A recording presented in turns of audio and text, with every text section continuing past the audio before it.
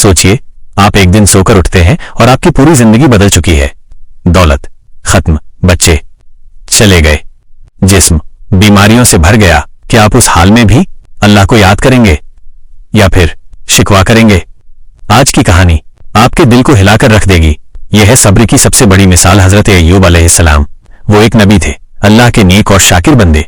अल्लाह ने उन्हें बेहिसाब दौलत, जमीनें, सेहत और प्यारा परिवार दिया था। लोग उन्हें देखते तो कहते, ये शख्स तो जन्नत का हकदार है।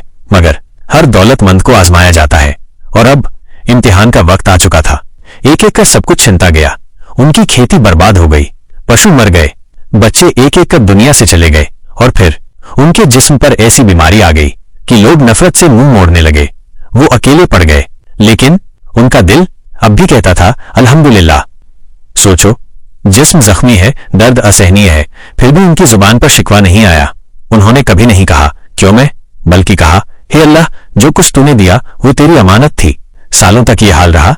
फिर एक दिन उन्होंने आसमान की तरफ हाथ उठाए और बस इतना कहा, रब्बी अन्नी मसनिय दुर्रु व अंता अरहमुर राहिमीन। ऐ मेरे रब, मुझे तकलीफ पहुंची है और तू सबसे बढ़कर रहम करने वाला है। यही दुआ थी। और फिर कुछ ऐसा हुआ जिसने पूरी दुनिया को हैरान कर दिया।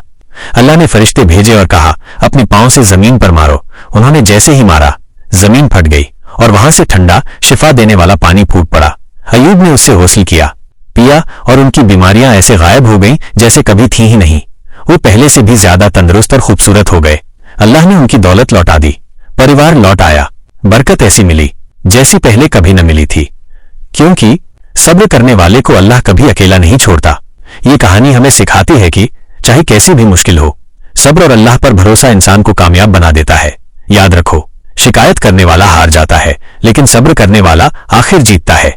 अगर ये कहानी आपके दिल को छू गई हो तो इसे दूसरों तक जरूर पहुंचाइए।